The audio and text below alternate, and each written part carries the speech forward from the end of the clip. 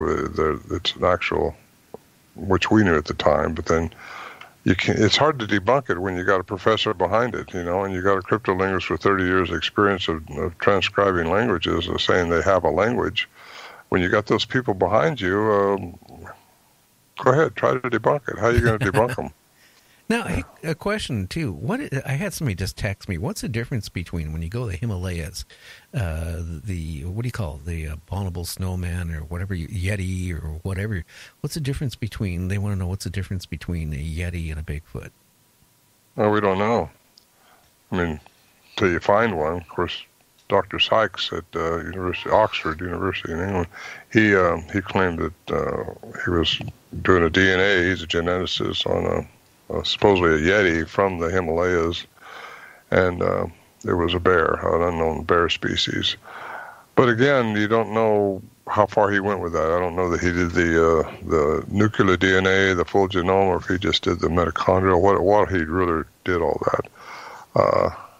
I contacted him to see if he wanted to help us with the Peruvian skulls, and it's all about money and his status, because you can't get a professional to take this subject on if they know it's got something to do with Bigfoot.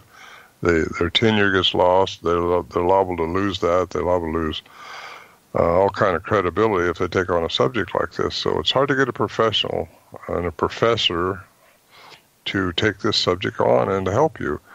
There are a couple that do it for us, and they're all into the science, the classical methodology of Newtonian physics, and that's a shame, but that's what they're taught in.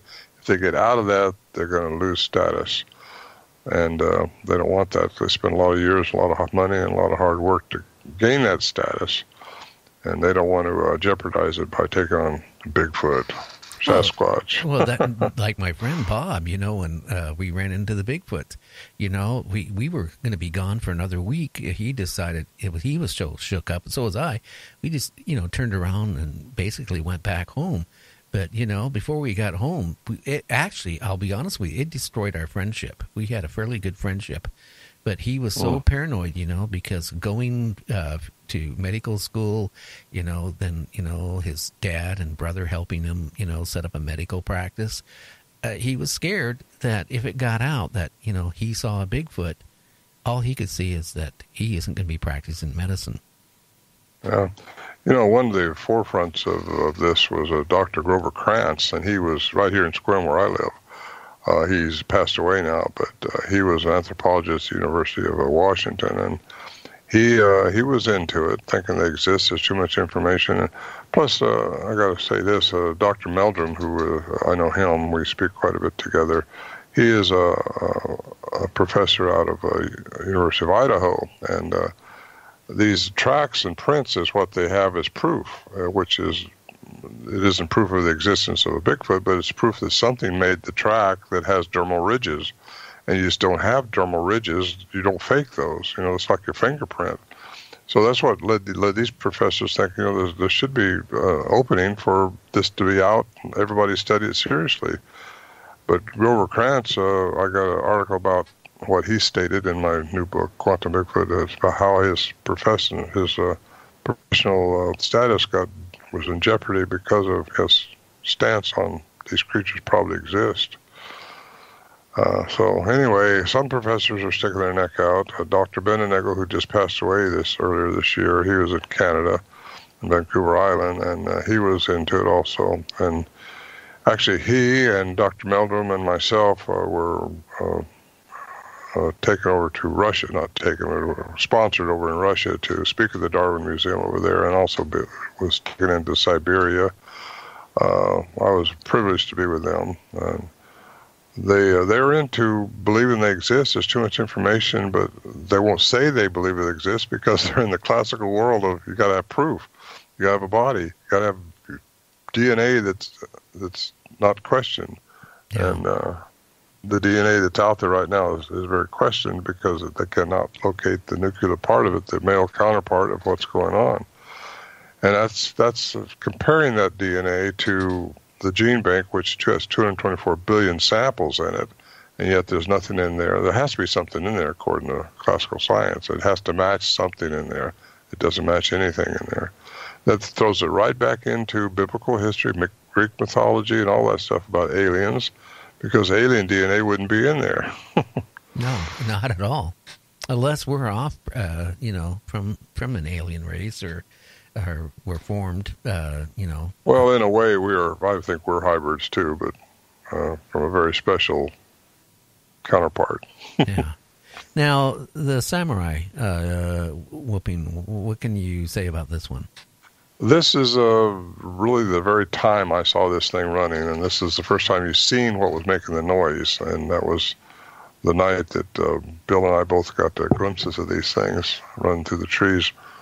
And I call it the Samurai Cry because actually Matt Moneymaker, who, it's a Finding Bigfoot series, he was on that for 6 years, I think, and he come and see me before I ever started the BFRO and listened to my sounds. He said, "I sound like a samurai." And he coined the phrase Samurai Cry when he heard that.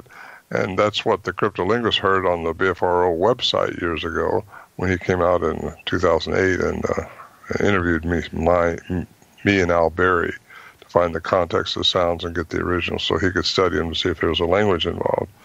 And anyway, it sounds very Asian, very, well, listen to it. Let's give it a play. Short, but it's short but sweet. Okay, let's get it going.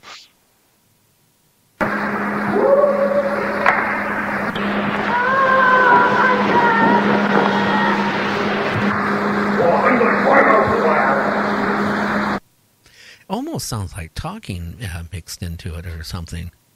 Well, they were talking. Yeah, they talk. Yeah. In fact, I almost called my second CD Bigfoot Talk instead of Bigfoot-Sounds Volume 2 or Bigfoot Recordings Volume 2, because they're talking, and it's obvious they are talking, but again, until you got a linguist like we had pick them up and do something about it, which I got to take my hat off to these people, because when they do pick up this subject, they're professionals.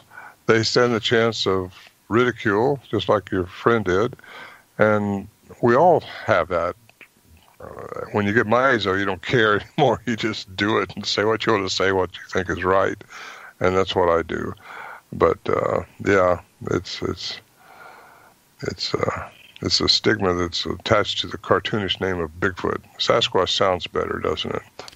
Yeah, it does. But then, if you say that, then somebody's going to come back and say, well, no, it's Bigfoot. Then if you say Bigfoot, they come back and say, no, you should have called it this. Yeah, Matt Moneymaker thought I should name my CD, which I made after this, Sasquatch Sounds instead of Bigfoot Sounds. But I want to stay with Bigfoot because what I know without a shadow of a doubt, all the prints we found up there around camp, and were all the same configuration, and they were huge. We found some in the snow, though. It was 18 inches long, and there was a little 9-foot one, which tells us there was a small one there at the time, which I have recorded on also, the little voice that you can hear. Now, have you been able to figure out, like, with any of the footprints, how much they weigh roughly? No.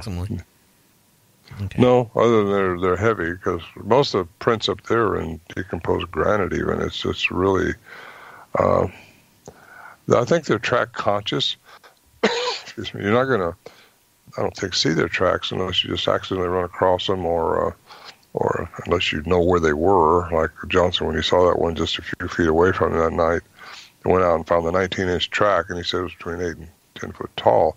But you can't even make a print sometimes where these things step. You can't even see where you step. Yet there's a big end. They're heavy, muscle mass, whatever. But I know Scott Nelson and I, we found a track way after. This is after my daughter saw one.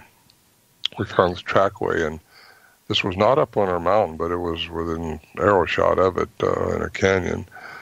And this is after I got hurt, and a rib broke, and Scott was nursing me back off to the camp where my daughter was staying, and we stayed there till I could get better. And she saw one early that morning. We found a trackway later that day, and those tracks were so deep. I mean, they're about 1.5 inches, 2 inches deep, and Scott couldn't even make an impression in it. I got a picture of that in my book, too. Well, that tells me that they have to be really, really heavy. Well, yeah, they are heavy. The thing is, the real sticker on this one is we could not find out where it went. All of a sudden, the tracks stopped. I've had reports after reports over the years about these things. The tracks just stop. Well, then everybody thinks, well, it's a hoax, and everybody stopped making tracks. Well, no, this was seen, and they, again, if they can disappear or come out of our perception, turn into energy or in the fourth dimension, and somehow turn back. I really don't know. I speculate on this because there's been too many credible reports saying they saw them disappear. And then I have found this trackway, and I looked everywhere. I looked up in trees. I looked, could they jump to a boulder? Where could it have gone? The tracks just stopped. Well, maybe they went back to a different dimension or whatever. The whole thing is, you look at life can be existing right now where you're sitting, and we wouldn't even know it if it's in a different dimension. Well, it is. I mean, it is. I mean, I believe that. Yeah. So, I mean, maybe they have the capabilities of, being able to, transport themselves back and forth. I mean, I'm wondering if it's their vocal mechanism, because they have such a range. I just wonder if they can reach a vibrational pitch that maybe that's the way it works. Well, we don't hear it, but they become they're still there, but they're out of our perception. We just can't see them because we can only see within our 3D light range. I wonder if they can see us when they do that. Still see, you when they disappear. What I wonder, and I wondered this, if they can make vocalizations when they're in that other dimension and that you can hear in this dimension. I don't know if that's possible or not, but because there's been so many sounds up there that we've heard, a tuning fork sound, I've heard these clicking sounds that you can't find the source, and yet you hear these sounds. Yeah. And one of them sounded like there was a big spaceship right over us. This is in daytime, too. You're looking around trying to figure where that sound coming from, and you don't see anything. You can't find the source of it, but it's definitely like a big tuning fork, a woo, woo, woo, woo. And you don't know what. That tells me that something is going on if you're hearing that, at that point I'd be going. Well, there's another time we thought our camp was being tore apart down there. We thought everything, like a bear was, something. We thought, well, that's Bigfoot. They can have whatever they want. So we let that ride. And this is another night besides the one when the really bear was there. But we look out there and nothing has changed. I mean, do you think that our cans are being thrown around the mountainside? Everything. You look down there and nothing has changed. You shine the light and nothing's changed. But you heard all those sounds. All of us did. Now, was that mass hypnosis? Like they just made us all think that? Or how'd that happen? How do you explain that stuff? Unless you're listening into another, or they have a vocal mechanism that can make all those sounds. Yeah, but you mentioned like the car door type of slam and things like that. I mean, that would, if you're out 8 miles out, unless you have a forest road right near you and you didn't realize it, that would be very unrealistically expect to hear a, slam of a door, Well, just all that stuff, you put it together and what do you do with it? You got to find an answer because there's an answer to everything. Otherwise, it wouldn't be a question. What do you do with it? So there's where I got into my quantum Bigfoot. I think there's a quantum element to this whole deal, and I think it's really getting a lot of good reviews. And a lot of people can't follow it, but they'll read it, and then they have to go back and read it again. But I get a lot of people commenting really well on it, and I'm very pleased with it. Hey, well, we're almost out of time again. Why don't you again tell people how they can get your products? And, I really think, if you're into the Bigfoot, which a lot of people are, I mean, seriously, you go on Facebook and I mean, there's so many groups on, Bigfoot with, we're talking tens of thousands of members. I mean, there's a lot of people believe there is Bigfoot. And I think this would be kind of nice to add to, your collection and read and all this stuff about Bigfoot to help support your belief even that they do exist. Yeah, like Scott Nelson says when he talks with me, he says, you don't have to try to convince anybody. I don't try to convince people they exist. I just try to tell them what my experience was. He says, what Scott says is, anything with a language has to exist. So it's just cut and dried. So we don't even try to convince people they exist. We just, we know they do. And people can have their own opinion of it, but that's the world we live in. And but yeah, my website ronmorehead.com or bigfoot-sounds.com.